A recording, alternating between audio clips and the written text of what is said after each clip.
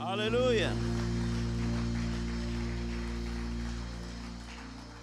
Bueno, pues mañana es un gozo enorme estar en la casa de Dios. Para mí es un gran privilegio. Nunca lo tomamos de otra manera. Y reflexionando, cuando estaba en esa silla, ahorita escuchando la alabanza, ¿verdad?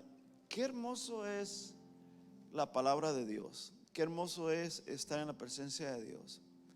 Y pensaba, ¿verdad? Cómo Dios tiene su palabra para todos y cada uno de nosotros. Está ahí disponible para toda la humanidad, a todo aquel que quiera venir y leer, escuchar de su palabra. Ahí está su palabra. Pero algo maravilloso es, ¿verdad?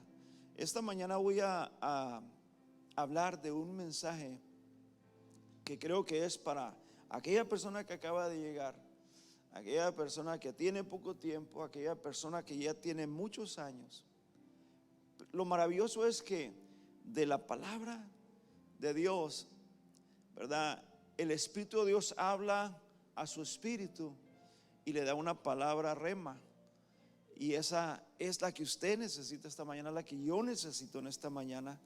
Así es de que, ¿por qué no oramos juntos ahí? Vamos a orar. Padre, estamos delante del trono de su gracia. Señor, le agradecemos por este día, por esta mañana, por este domingo, Señor, en el cual nos encontramos, Señor, alabándote, exaltando tu nombre. Pero también queremos saber de ese mensaje que tiene para nosotros esta mañana. Me dispongo en sus manos, Señor. Deme esa sabiduría para predicar este mensaje y a su pueblo para escucharlo, entenderlo y asimilarlo. En el nombre de Cristo Jesús damos gracias. Todos decimos amén y amén. Puede tomar su asiento, por favor. Bueno, pues estamos ya en estos domingos próximos para celebrar el domingo de Palmas, ¿no? Cuando Jesucristo entró a Jerusalén, y también estamos por celebrar la resurrección, la muerte y la resurrección de Cristo Jesús. Y en esta mañana yo quiero hablar de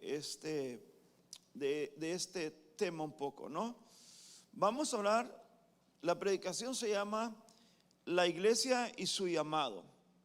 Amén. Quiero que ponga mucha atención. La iglesia y su llamado. ¿Por qué estamos aquí como iglesia? ¿Quién es Jesucristo, el que estamos predicando? Hermanos, la iglesia es una comunidad de salud y de cuidado.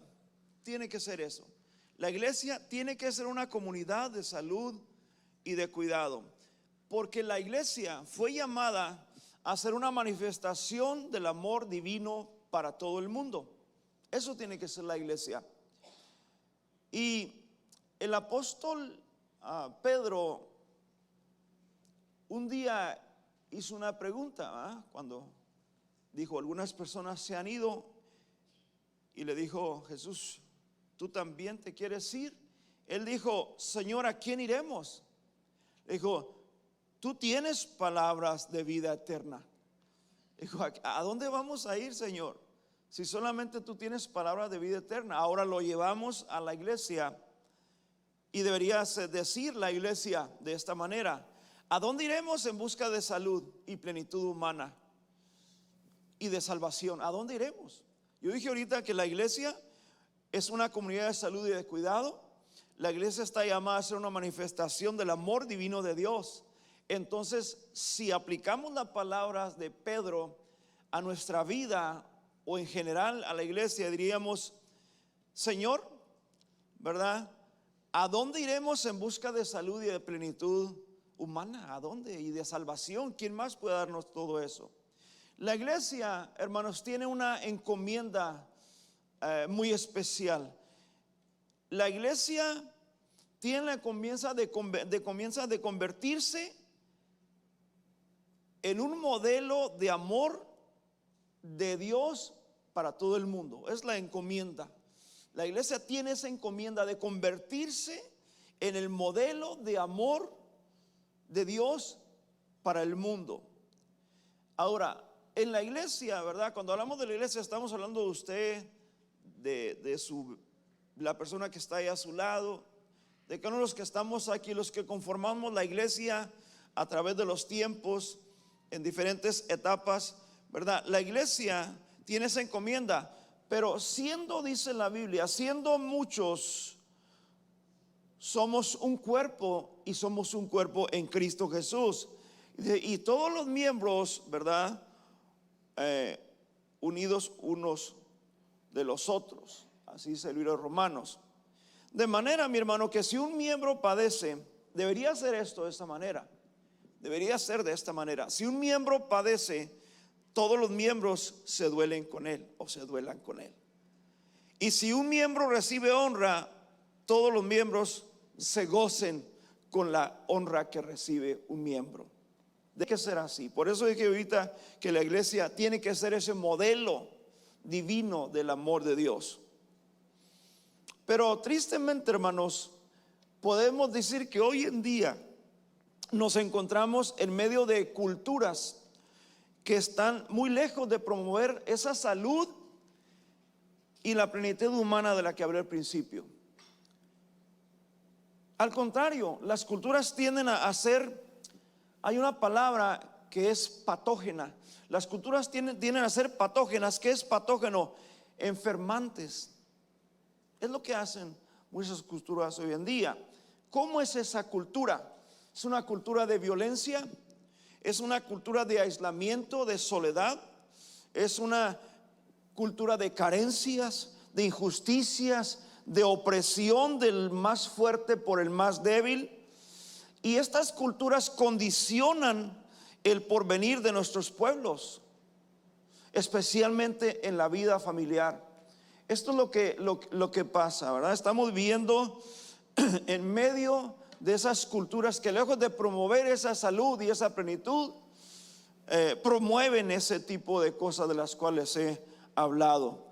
Y es triste cuando eso está ejerciendo esa presión en las familias. Estamos viendo que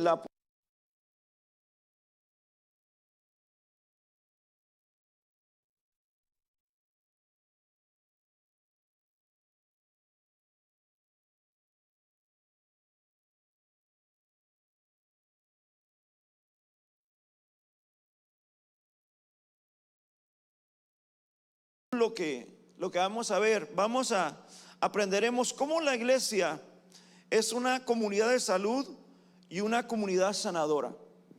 Eso es lo que la iglesia es, una comunidad de salud y una comunidad sanadora. En la medida que revela fielmente la vida misma del Dios Trino en el mundo. Eso es lo que es la iglesia. La iglesia es una comunidad de salud y una comunidad sanadora a medida que revela, amén, fielmente la vida del Dios Trino. Cuando usted y yo llegamos a Cristo, cuando usted y yo llegamos al reino de Dios, mi hermano, entonces el reino de Dios nos ofrece todo eso. Nos ofrece la sanidad, la seguridad, la salvación.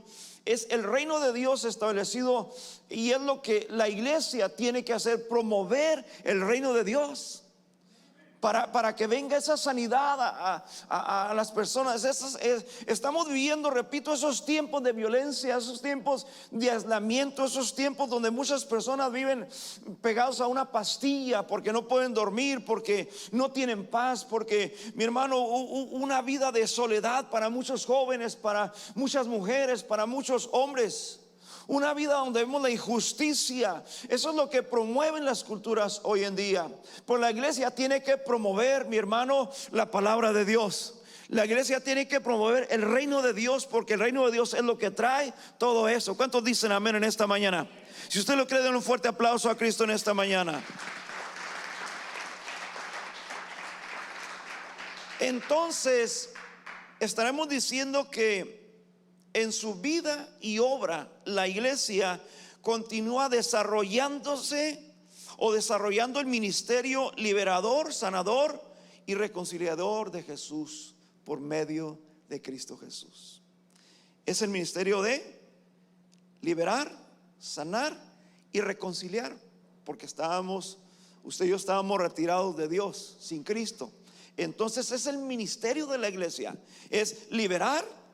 Jesucristo dice en su palabra: yo vine a liberar a los cautivos, a dar vista a los ciegos. Amén. Entonces la iglesia continúa a través de los tiempos. Sabemos que la iglesia ha sufrido embestidas a través de la historia, ha querido ser opacada a través de la historia, ha querido ser acabada, desarraigada, pero dice que ni aún las puertas del infierno prevalecerán en contra de la iglesia. Quiere decir que hay poder en Cristo Jesús, y la iglesia se desarrolla, mi hermano, y tiene que desarrollar el ministerio de liberar, de sanar y de reconciliar a la humanidad con Dios por medio de su Hijo Cristo Jesús. Jesús le dijo: como me envió el Padre, así también yo los envío, iglesia. Esta mañana usted y yo estaremos analizando solo dos cosas muy importantes acerca de este tema. Quiero hablar, número uno, acerca de la triple razón de ser la iglesia, y número dos, Jesús nos muestra un modelo de acompañamiento. Son dos puntos que voy a ver rápidamente en esta mañana. Número uno, la triple razón de ser de la iglesia, y número dos, Jesús nos muestra un modelo de acompañamiento. Qué maravilloso es que en estos tiempos, ¿verdad?, que la gente se prepara, que aún muchos sin saber, ¿verdad?, pues tocan vacaciones, ¿verdad? Los niños son vacaciones, y muchos esperan vacaciones. ¿Y qué estamos celebrando en este tiempo? ¿Por qué la iglesia tiene un tiempo de meditación? ¿Por qué la iglesia está hablando de la muerte y la resurrección de Cristo Jesús? Que constantemente lo hace, pero ¿por qué en este tiempo enfatizamos tanto en estas cosas? ¿Verdad? Entonces, fíjese lo que Jesús dijo, ¿sí? El primer mandamiento, le dijo: oye Israel, le dijo, nuestro Dios el Señor uno es. Le dijo: y amarás al Señor tu Dios con todo tu corazón, y con toda tu alma, y con todas tus fuerzas. Dijo: ese es el primer mandamiento. Oye Israel, el Señor nuestro Dios es uno, y amarás al Señor tu Dios con todo tu corazón, y con toda tu alma, y con todas tus fuerzas. Primer mandamiento. Y el segundo, dijo, el segundo es semejante: amarás a tu prójimo como a ti mismo. Fíjese bien, amarás a Dios con todo tu corazón, con toda tu alma y con todas tus fuerzas. Y el segundo es semejante: amarás a tu prójimo como a ti mismo. La iglesia, usted y yo, o sea, amarnos los unos a los otros con tantas diferencias, amarnos a los unos a los otros con diferente cultura, amarnos los unos a los otros en estos tiempos donde hay tanto egoísmo, donde hay tanta maldad, donde todo eso, solamente el poder de Cristo Jesús por medio del Espíritu Santo lo puede lograr en la iglesia, o puede lograr que la iglesia haga su encomienda de mostrar ese amor a través de Cristo al mundo. ¿Cuántos dicen amén? Le dije que en esta mañana voy a hablar de dos puntos nada más. Jesús, la triple razón de ser de la iglesia. ¿Cuál es la triple razón de ser de la iglesia? Bueno, número uno es la adoración. La adoración. Y cuando hablamos de adoración, muchas veces solamente lo relacionamos con lo que hicimos ahorita, la alabanza. La adoración, mi hermano, la iglesia existe para adorar, para reconocer y para celebrar el reino de Dios, o el reinado de Dios. Ese es uno de los motivos. Es la triple razón, mi hermano, la triple razón de ser de la iglesia. Hemos sido restaurados. Dios nos ha liberado del pecado, de la muerte que trae el pecado. Dios nos ha restaurado. Dios ha hecho tantas cosas con nosotros. Dios nos ha bendecido a muchos más. A unos, mi hermano, Dios nos ha bendecido. Él conoce nuestras necesidades y nos ha coronado de muchas misericordias, de favores. No lo merecíamos. Entonces la iglesia, usted y yo estamos aquí, mi hermano, Cuando dice amarás a tu prójimo como a ti mismo, es el segundo mandamiento. La iglesia, número uno, está aquí para adoración. Y le voy a repetir, la iglesia existe para adorar. Usted y yo estamos aquí para adorar. ¿Cuántos dicen amén en esta mañana? Es más, dile a tu vecino, estamos aquí para adorar. Amén. La única razón de estar aquí en esta mañana es Cristo Jesús. La única razón de estar aquí es Cristo Jesús. Entonces, cuando hablamos de adoración,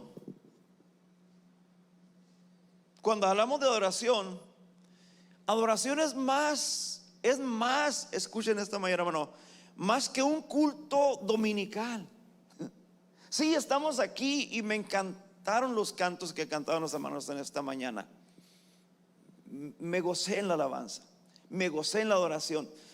Pero cuando hablamos de adoración, la adoración va más allá que un culto dominical, que venir a adorar con la alabanza y cantarle. Y mi hermano, el adorar, la iglesia, escúcheme, entra en la presencia de Dios y se abre a la fuente de su existencia cuando adora. La iglesia entra en la presencia de Dios cuando adora y se abre a la fuente de su existencia. ¿Cómo es esto, mi hermano? Esto ocurre por medio de la oración. Adoración es oración.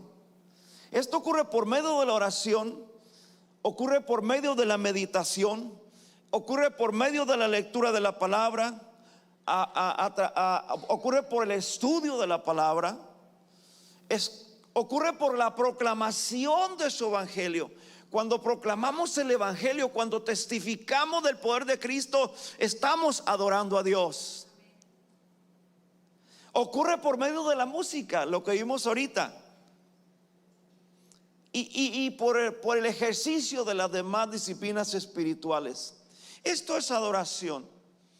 Así es de que, mi hermano, le repito, adoración va mucho más, mi hermano, que venir a un culto dominical. Si usted y yo queremos adorar a Dios, entonces vamos a orar, vamos a pasar tiempo en su presencia, vamos a proclamar su palabra, vamos a testificar de su poder. Eso es cuando usted y yo vamos a adorar a Dios. Número dos, la triple razón de la iglesia estar aquí en la tierra. Dijimos, número uno es adoración, número dos es comunidad. ¿Qué es comunidad? Comunidad equivale, mi hermano, a ser familia de Dios y cuerpo de Cristo. Eso es comunidad. Es ser familia de Dios y cuerpo de Cristo. La iglesia es el cuerpo de Cristo. Cristo es la cabeza. Entonces comunidad equivale a eso, a ser, usted y yo somos de la familia de Dios. Usted y yo somos el cuerpo de Cristo. Eso es maravilloso. ¿Cómo es eso? La iglesia, usted y yo cultivamos relaciones. Amén. Cultivamos relaciones los unos con los otros. Tenemos coinonía, comemos juntos, paseamos, hacemos cosas juntos, alabamos, servimos. Todo eso, cultivamos relaciones. Pero también participamos en la ayuda y en el apoyo mutuo de los unos con los otros, porque todos nos tenemos que apoyar. Por eso dice ahorita, si uno recibe honra, gócese cuando uno recibe honra. No estemos ahí de envidiosos. ¿Por qué él? ¿Por qué yo no? No, cuando un miembro recibe honra de parte de Dios, cuando Dios le bendice, gócese con aquella persona que ha sido bendecida. Gócese con aquella persona que está sobresaliéndose. Gócese con aquella persona que su hijo se graduó de la universidad. Gócese con aquella persona que tiene un buen trabajo. Gócese con aquella persona que Dios le ha bendecido con una buena casa. Gócese con aquella persona que Dios lo usa en predicar la palabra. Gócese con aquella palabra que con aquella persona que Dios está usando en su reino. Gócese cuando Dios honra a un miembro. Gócese usted por lo demás. Entonces usted y yo como iglesia en la comunidad nos apoyamos los unos a los otros. El perdón, nos perdonamos los unos a los otros. Cuando dice la palabra que el amor de Dios cubre multitud de ¿qué? De faltas, de pecados. El perdón y la restauración y todo lo que concierne al cuidado y al discipulado. Cuando llevamos a las personas, mi hermano, tenemos, no es comunidad solamente cuando nos vamos a los chinitos juntos o cuando salimos de vacaciones juntos. No, mi hermano, eso va más allá. Es cuando usted y yo llevamos a aquella persona a los pies de Cristo para que sean perdonadas sus transgresiones. Cuando nos ocupamos, mi hermano, de discipularle, cuando lo traemos a la iglesia y nos ocupamos de discipulado en la palabra de Dios, cuando nos cuidamos por medio de la palabra, eso es comunidad. Bueno, pues hay amistad entre todo eso, ahí es bonito, pero comunidad más allá de todo eso. Y lo otro es, dije yo, que estamos aquí como iglesia para adorar, si usted lo está notando. Número, dije que estamos aquí como comunidad. Número 3, estamos aquí por una misión. Diga misión conmigo en esta mañana. La iglesia lo hace con su testimonio. ¿Qué es nuestra misión? La iglesia lo hace con su testimonio. Cuando usted y yo testificamos, lo hace con su testimonio, su comunicación y proclamación verbal y su actividad concreta.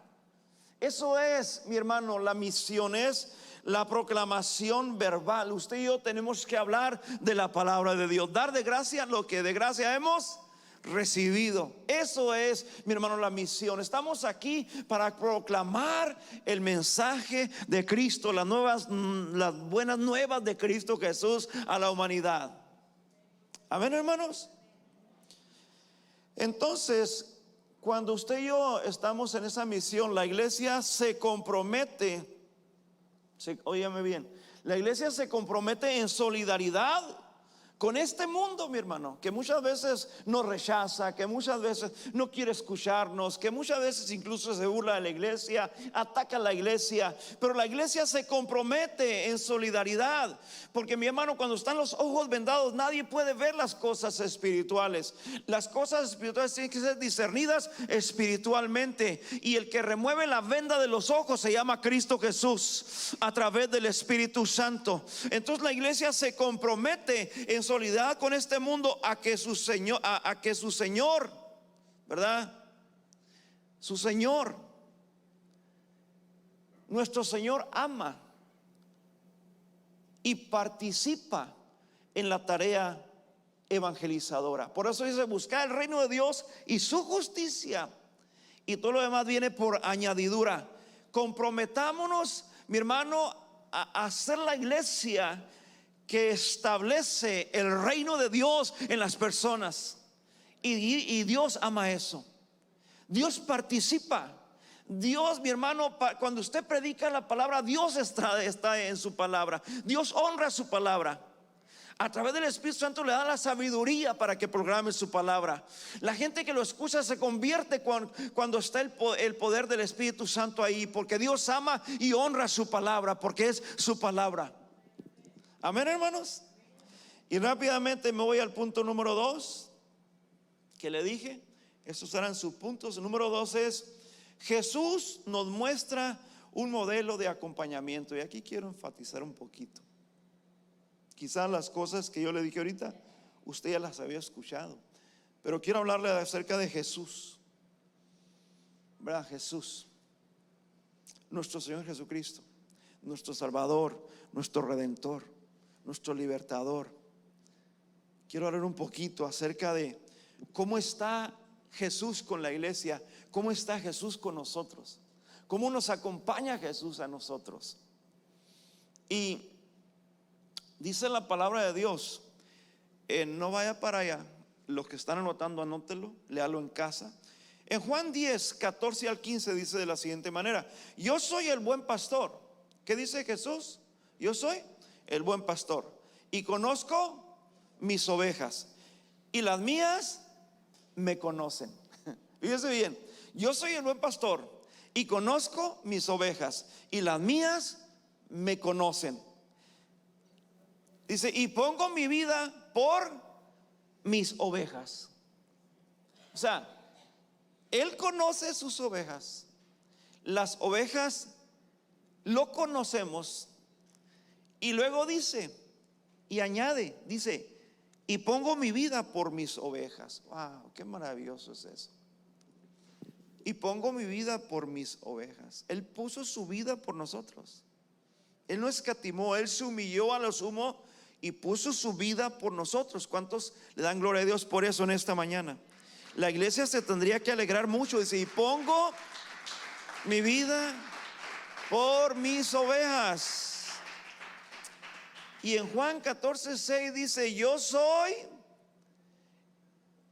el camino y la verdad y la vida, y nadie viene al Padre, dice, si no es por mí. Wow, hermosas palabras. Yo soy el camino, dice Jesús, la verdad y la vida, y nadie, si le han dicho a usted que es nuevo, que no conoce toda la palabra, que hay otro medio por llegar a Dios, no existe otro medio. Porque el único medio, el único camino se llama Jesús de Nazaret, se llama Cristo Jesús. Él dice, yo soy el camino, la verdad y la vida, y nadie, si te han dicho otras palabras, nadie viene al Padre, a Dios, si no es por medio de Cristo Jesús. No hay otro camino. Es más, dile a tu vecino, no hay otro camino, hermano. No hay otro camino. Solamente Cristo es el camino. Diga amén conmigo en esta mañana. Entonces, cuando hablamos de Jesucristo, Jesucristo es la clave, hermanos. Jesucristo es la clave.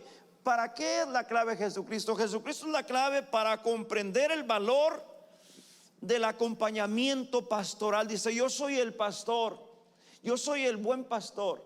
Él es el pastor, ¿verdad? Entonces, Jesucristo es la clave para comprender el valor del acompañamiento. Él está con nosotros. Él está con nosotros. ¿Cuántos se gozan esta mañana? Jesucristo intercede por nosotros. Está sentado a la diestra del Padre e intercede por nosotros. Nosotros no podíamos solos, pero Él intercede por nosotros. Y eso es maravilloso. Por eso dije en esta mañana que Jesucristo es la clave para comprender ese valor de que está, de que nos acompaña, de que nos guía por medio del Espíritu Santo. Dijo, es necesario que yo me vaya para que mi Padre les envíe el Consolador, y no estarán huérfanos, estará con ustedes hasta el fin de este mundo. Eso es maravilloso, hermanos. Hay un relato que no lo voy a leer todo. Cuando Jesucristo fue sepultado, ¿verdad?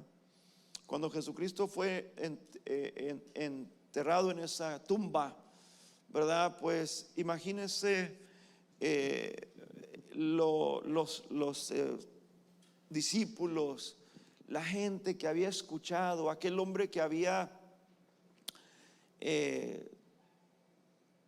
hecho milagros, los religiosos los había consternado, a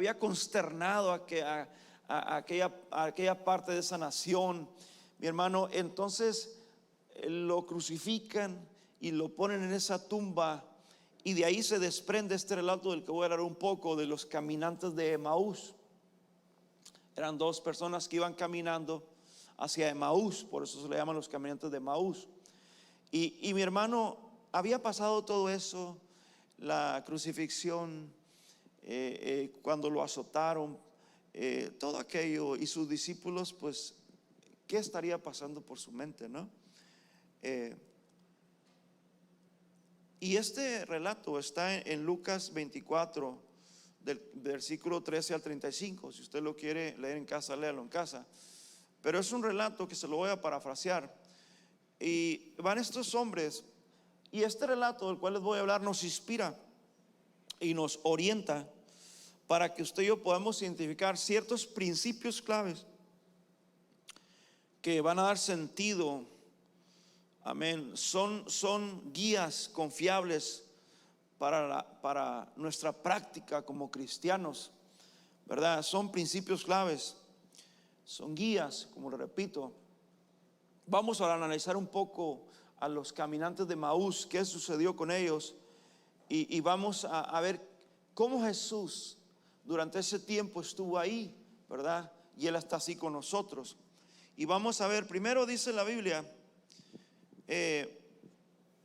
habla de los discípulos, habla de los discípulos. Mire, vamos a hacer una cosa. Vaya a su Biblia, porque no quiero que haya confusión. Vamos al libro de Lucas, capítulo 24. Y lo voy a leer rápido. Si usted lo tiene ahí, lo está en las pantallas, vamos a leer rápido. Dije, tenemos tiempo para hacerlo, vamos a ir rápido. Lucas, para los que no lo han leído, Lucas capítulo 24, verso 13 al 35. Y voy a ir rápido para que usted lo vaya siguiéndome con la mirada en su Biblia o escuchándolo.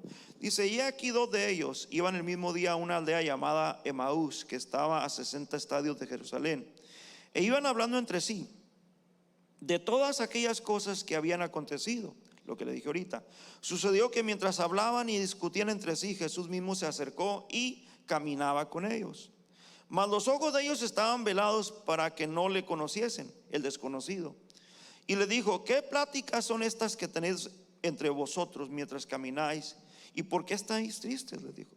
Respondiendo uno de ellos, que se llamaba Cleofas, le dijo, ¿eres tú el único forastero en Jerusalén que no has sabido las cosas que en ella han acontecido en estos días?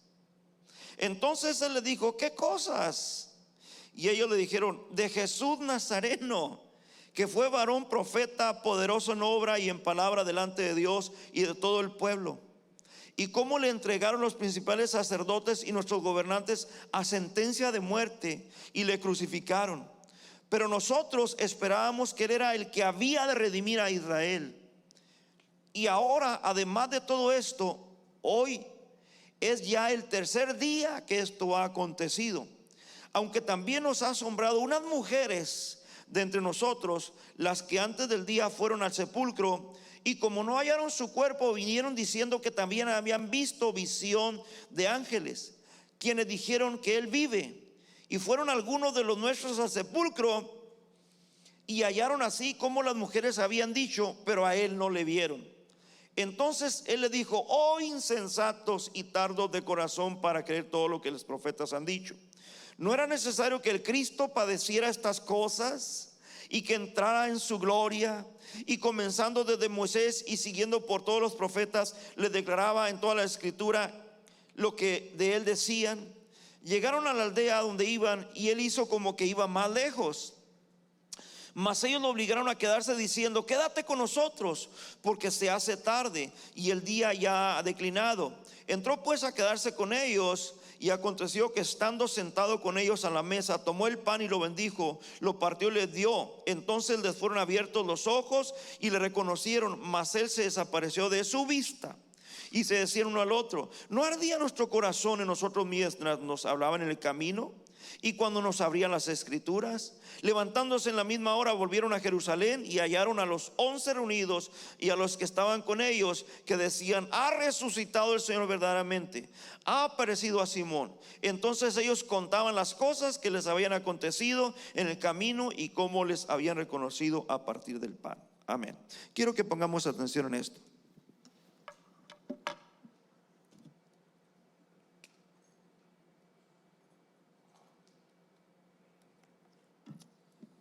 Acabamos de leer rápidamente esta porción de la escritura de los caminantes de Maús y quiero enfatizar un poco en ello.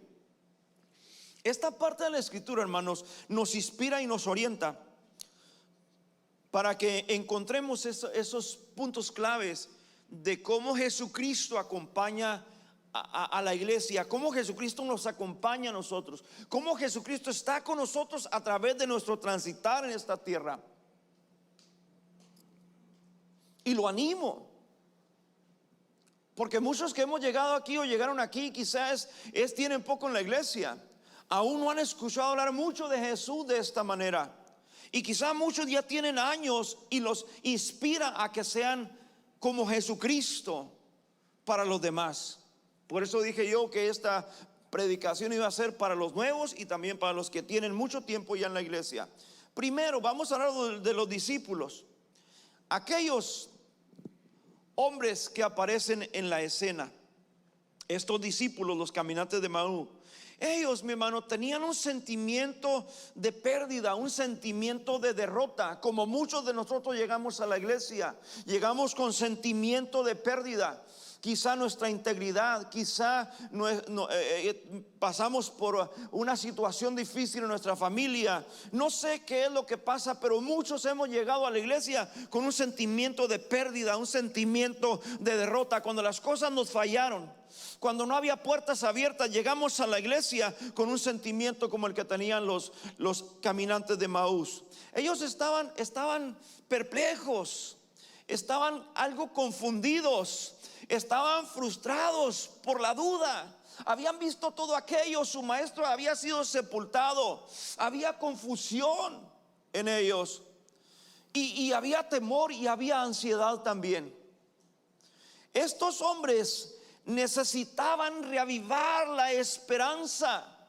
Muchos de nosotros hemos escuchado la palabra, hemos escuchado a través de los años, y muchas veces hemos pasado por confusión, hemos pasado por frustración, hemos pasado por confusión cuando vienen circunstancias a nuestra vida.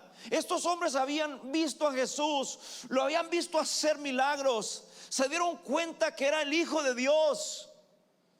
Mi hermano, pero aún en esos momentos, por todo lo que había acontecido, había bastante frustración, había duda, había temor y había ansiedad. ¿No le parece familiar esto a mucho que hemos pasado nosotros en ocasiones? Estos hombres necesitaban reavivar la esperanza. Ellos estaban enfrentando un conflicto interior, y muchas veces nuestro peor enemigo somos nosotros. A veces nos metemos en conflictos interiores por las cosas que pasan. Empezamos a dudar si realmente estamos haciendo lo correcto. Empezamos a dudar si realmente está Jesús con nosotros o ya se ha ido a causa de nuestras imperfecciones. Había un conflicto interior, había desilusión, y todo eso se mezcló. Se mezcló en lo que estaba pasando. Pero aquello se mezcló con un poco de esperanza. ¿Cómo es eso? Porque habían recibido las palabras. Ellos iban platicando. Es que hemos escuchado las palabras de algunas de las mujeres. Toda aquella confusión que ellos tenían, no podían, estaban perplejos. Y aunque estaban confundidos y todo eso, pero había un brote de esperanza, porque habían escuchado, dice, algunas de las mujeres. Usted y yo llegamos a la iglesia y llegamos de esa manera, pero escuchamos la predicación, escuchamos la palabra de Dios, escuchamos el testimonio de las personas, y de repente nuestra mente confundida dice: bueno, pues creo que sí hay esperanza. Creo que soy yo el que he tenido la duda y el conflicto interno, pero sí hay esperanza porque lo estoy viendo en aquella hermana, en aquella familia, en aquellas otras personas. Hay esperanza. Y eso es lo que estaba pasando en aquellos hombres, porque algunas mujeres dijeron, han dicho esto y han dicho lo otro. Ellos se esfuerzan, estos caminantes se esfuerzan por lograr cierta resolución del conflicto interior que estaban enfrentando. Y muchas veces nosotros, aunque nos esforzamos, A veces nos esforzamos y decimos, no, pues sí, es que fallé, pero o pasó esto, pero Jesucristo dice que no me soltará, que nada me separará del amor de Cristo. Y estoy viendo que aún en medio de todo esto Dios está levantando a mi hija y está haciendo algo con mi hijo. Y cuando yo me encontraba así, Dios vino y hizo esto por mí. Y mi hermano, en esos momentos es cuando hay un esfuerzo por parte de los seres humanos, mi hermano, en decir, bueno, hay esperanza. Estoy enfrentando este conflicto interno, pero hay esperanza. Ellos sienten que necesitan un nuevo sentido de dirección. Ellos anhelan una nueva luz sobre su situación. Ellos anhelaban que algo pasara en ese momento. El maestro que anduvo con nosotros, ¿cómo que está en esa tumba? Pero no está, porque dicen las mujeres que no lo encontraron. Es más, Pedro fue, no lo encontraron. Ellos sienten que necesitan un nuevo sentido de dirección. Y muchos en esta mañana aquí necesitamos un nuevo sentido de dirección en nuestras vidas, porque Jesucristo está con nosotros. Jesucristo está con su iglesia. Jesucristo es la cabeza de la iglesia. Él no ha dejado solo a su cuerpo. Él no se ha desprendido de su cuerpo. Él está con su cuerpo. Él sustenta como cabeza al cuerpo que es su iglesia. Él le da autoridad a la iglesia que es su cuerpo. Y mi hermano, ¿qué hacen? Ellos necesitan un nuevo sentido de dirección. Pero ¿qué hacen? Ellos van hablando de lo que ha ocurrido en Jerusalén. Van asumiendo la crisis. ¿No te has dado cuenta? Eres el único forastero. Hasta ese momento Cristo era desconocido para ellos. Y hay muchas personas que Cristo es desconocido en sus vidas. Han oído escuchar de Jesús, han oído escuchar de Diosito, han oído escuchar del que hace milagros, pero no lo conocen. Para sus vidas es un desconocido. Van hablando de lo que ocurrió y van asumiendo la crisis. Reciben al desconocido con hospitalidad porque lo invitan a casa. Están abiertos a dialogar con él. Dice que confiadamente comparten el relato y sus pensamientos, lo que había en ellos en ese momento, como lo estaban interpretando ellos. Y así es Jesús cuando llegamos, usted y yo, con Jesús. Jesús, es que mira, está pasando esto. Y Jesús nos escucha, Jesús nos atiende, Jesús abre sus brazos. Jesús está ahí para escucharnos. Aunque muchas veces decimos puras tonterías, aunque a veces tenemos una visión muy borrosa o muy diferente de lo que realmente son las cosas, pero Jesús está ahí para escucharnos. Jesús está ahí no solo para escucharnos, sino para atendernos, porque dice que Él dio su vida por las ovejas. ¿Cuántos dan gloria a Dios por eso? Denle un fuerte aplauso a Cristo en esta mañana. Este es Jesús, el cual testificamos, del cual predicamos. El Jesús que en ese momento atendió a aquellos hombres que iban confundidos, que iban consternados, que había crisis interna en sus vidas. Ahí está Jesús en esa situación.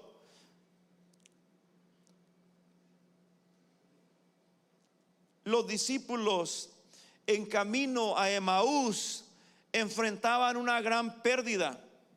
Enfrentaban la derrota aparente de su líder. La derrota aparente, dije, porque aparentemente era eso. Era una derrota aparente. Ellos estaban enfrentando una gran pérdida. Hay veces hay pérdidas en nuestra vida. Hay cosas que pasan, no las podemos ocultar. En apariencia, porque Cristo ya venció. En el mundo tendréis aflicciones, pero dice: yo he vencido, no se preocupen, yo he vencido al mundo. Son pequeñas tribulaciones. Yo estoy con ustedes por medio del Espíritu Santo. Él los va a guiar, Él los va a llevar a toda verdad. Entonces, mi hermano, ellos en apariencia estaban enfrentando esa gran pérdida. La derrota de su líder junto con sus ideales, lo que había predicado y la esperanza del que iba a venir a redimir a Israel. Todo eso estaba en su cabeza. Pero en ese momento está ahí Jesucristo con ellos, desconocido todavía para ellos. Todas no le habían reconocido. Entonces Jesús los acompaña. Dile a tu vecino: Jesús te acompaña. Jesús nos acompaña. Entonces ahora vemos al desconocido, porque hasta ese momento dijeron: ¿eres tú el único forastero que no sabe lo que pasó en Jerusalén? O sea, hasta ese momento desconocido para ellos. Aunque iban viendo, no podían ver. Aunque iban escuchando, no podían escuchar. Porque muchas veces cuando la tristeza, el dolor, la confusión nos embarga, puede estar Jesucristo ahí y muchas veces no lo podemos escuchar, porque ponemos más grande el problema. Y saben una cosa: Cristo es más grande que todos nuestros problemas. Cristo tiene poder para hacer aquello imposible, hacerlo posible. Cristo puede hacer, mi hermano, donde hay sequedad, donde es un desierto, dice: Él hace ríos en los sequedales. Ahí donde no hay agua, Cristo hace brotar. Así como Dios hizo brotar agua de la peña, así es Cristo Jesús. Es el Dios de los imposibles. Es el Dios de poder. Es el Cristo que nos acompaña. Es el Cristo que está con nosotros. Es el Cristo que predicamos usted y yo. Es el Cristo que testificamos. Es el Cristo que la gente necesita escuchar. Es el Cristo que la gente necesita conocer. El desconocido para muchos tiene que hacerse real a través de usted y de mí para las demás personas. Por eso dije ahorita yo que la iglesia tiene una encomienda de predicar, de proclamar el mensaje de Cristo Jesús, las buenas nuevas, para que aquella gente que sus ojos están velados como estos hombres, venga la luz, la verdad a sus vidas, y sus vidas sean restauradas y tomen sentido como está tomado sentido nuestra vida en la actualidad. Denle un fuerte aplauso a Cristo en esta mañana.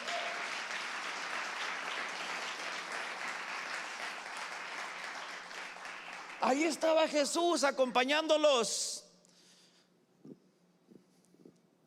El desconocido resultó ser el mismo Jesús. Es un modelo, hermanos que tienen tiempo aquí.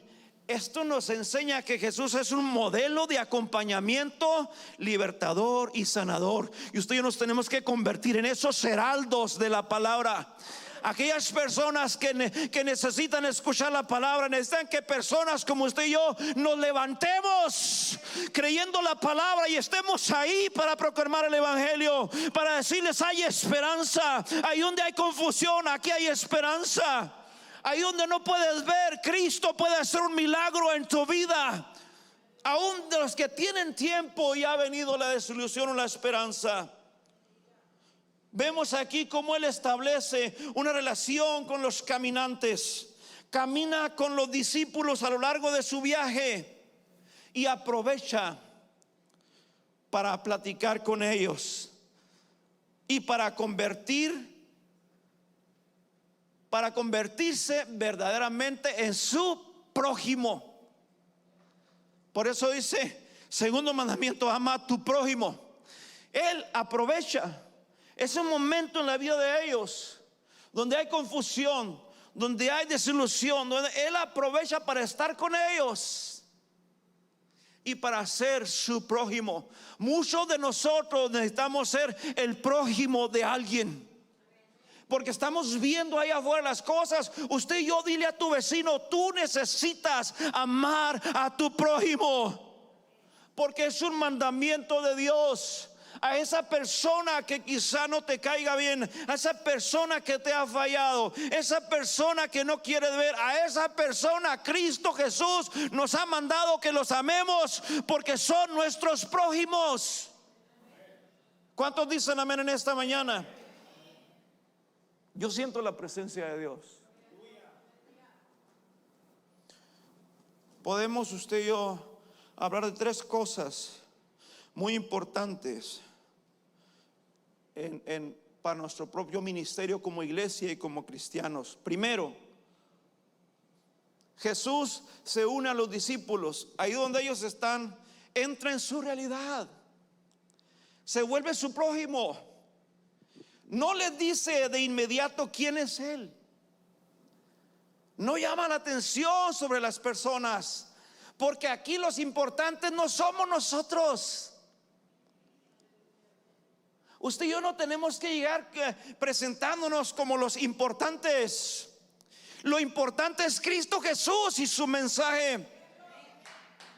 Aquí todo se trata acerca de Cristo Jesús, no acerca del pastor, no acerca de usted, no se trata de ti, se trata de Cristo Jesús, de que proclamemos su mensaje. Más bien Cristo, antes, fíjese bien, se acerca a ellos, no dice, pues ¿qué no ven, cabezones, que soy yo? ¿Que no me pueden reconocer? No, no les dice inmediatamente, los deja que hablen, los escucha. Y después de eso los alienta a contar su historia. Dime, hijo, ¿qué te está pasando? No, pues es que mira, mi hijo anda en drogas y yo pienso que nunca se va a salvar porque su tío se murió de sobredosis, y mi viejo no quiere venir a la iglesia, dice que nunca va a estar ahí, y que mira que las cosas parecen ir de mal en peor. Y Jesucristo escuchándote ahí, ¿verdad? Ellos le cuentan la historia. ¿No te has dado cuenta qué pasó en Jerusalén? Jesús Nazareno, pasó esto, lo crucificaron y mira, ya toda esperanza se ha perdido. Los alienta a que les cuenten la historia. Se involucra con ellos, activa y personalmente. Y eso es como nosotros tenemos que ser. Es un proceso, estar con la gente en el camino. En segundo lugar, ¿qué es lo que hace Jesús? Jesús no solo los escucha. Si puede pasar el de piano, por favor. Jesús no solo los escucha, también resume el relato de los discípulos en tal forma que captura su atención. Luego les presenta otra visión de lo que está ocurriendo. O sea, está bien, ya escuché eso, pero ¿sabes qué? ¿No era necesario que esto pasara? ¿Que no lo han escuchado de los profetas? Que esto tenía que acontecer. Le da una visión diferente, y es lo que hace Jesús cuando estamos así y llegamos a la iglesia y conocemos la palabra. Nos da otra visión. Podemos ver las cosas de una diferente manera, y la gente dirá, pues está loco ¿qué está pasando? Porque Jesús cambia nuestra visión.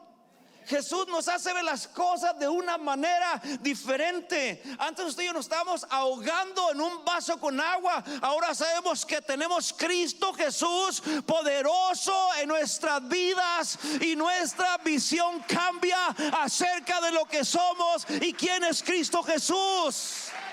Quiero que en esta mañana usted se goce y salga de este servicio seguro de quién es usted y quién es Cristo Jesús, y tome su posición en el reino de Dios.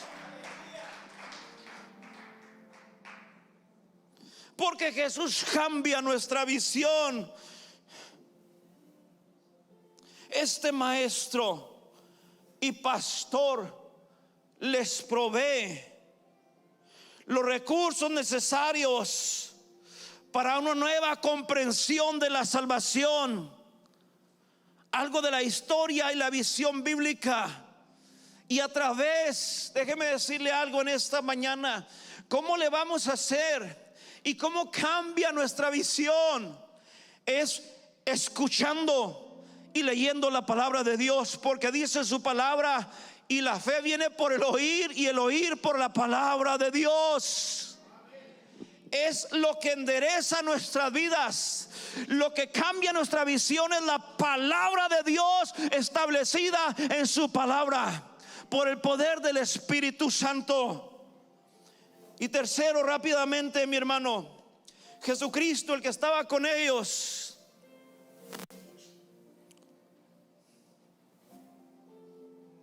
los orienta. Les dice la palabra. Lo que Él habla, lo que Él dijo, es mucho más que una simple instrucción.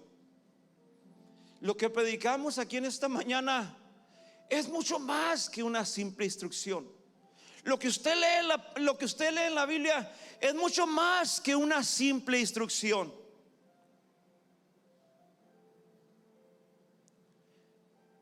Lo que hace Jesús es que en esos momentos, y es aquí donde me quiebra la palabra, los acompaña con un espíritu de compasión. Porque así nos ve Jesucristo, como ovejas que estábamos perdidas sin pastor. Y en esos momentos Él no los, mi hermano les hace entender por medio de la palabra, pero los ve con un espíritu de compasión.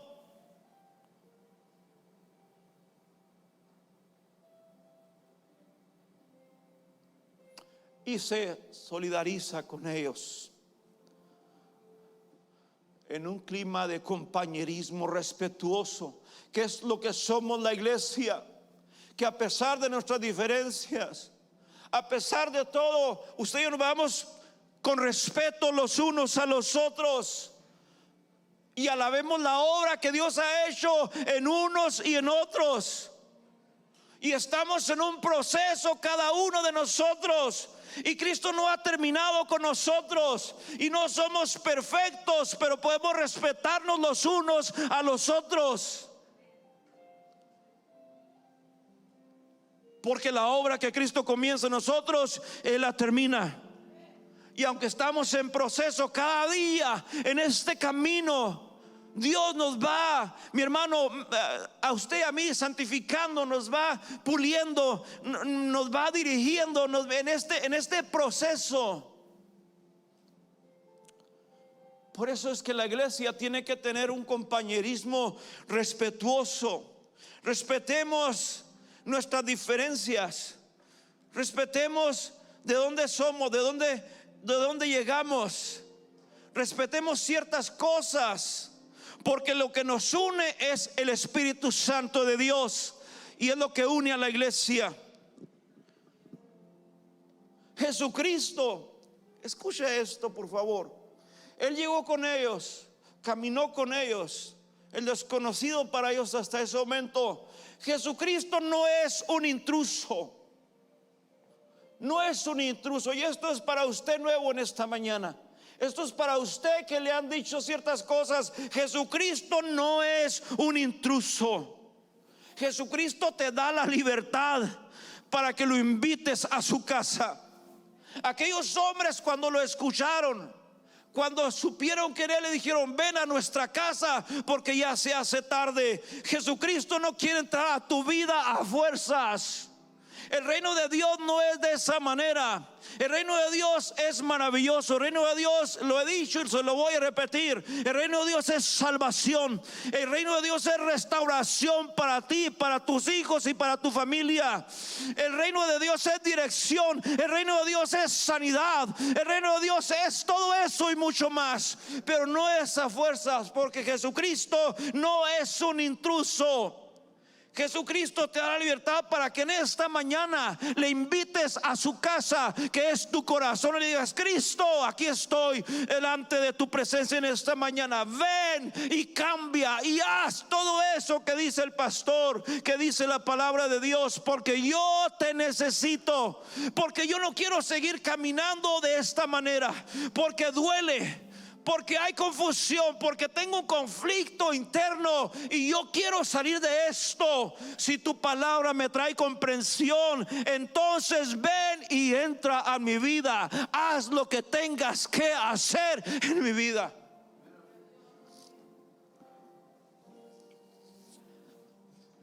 Jesucristo acepta el obsequio de ir, de la hospitalidad. Y lo que hace es que se pone a disposición de los discípulos, sirviéndoles en su propio medio. Y es lo que hace Jesucristo cuando usted y yo llegamos a Él. Viene y empieza a tomar nuestra vida de desorden, empieza a tomar nuestras dudas, empieza a tomar nuestras debilidades, empieza a tomar nuestra falta de perdón, empieza a tomar nuestro carácter, empieza a tomar todo aquello y empieza a poner en orden todas las cosas, porque el Espíritu Santo guía a la iglesia, el Espíritu Santo nos guía a nosotros. Póngase de pie en esta mañana, por favor. Yo siento la presencia de Dios. Yo no sé si usted quiere pasar a este altar, pero mi hermano, yo estaría en este altar en este momento. ¿Sabe por qué? Porque en este tiempo predicamos, muchas personas escuchan hablar de Cristo, pero para ellos es un desconocido. Usted y yo tenemos, mi hermano, una misión especial de proclamar, y ese Jesucristo está disponible para usted en esta mañana. Todo esto, hay veces no es fácil. Hay veces llega la duda: Señor, te he fallado, porque todos somos pecadores. Pero lo vamos a lograr poco a poco. Dios tiene el poder para tomar nuestras debilidades y tornarlas en bendición en nuestra vida. Y mi hermano, todo lo que yo hablé en esta mañana, todo esto es lo que somos como iglesia. Y la clave está en que Dios se interesa en todo y cualquier cosa que nos concierne y que sea adecuado para nuestra vida. Él se interesa por todo eso. El Espíritu Santo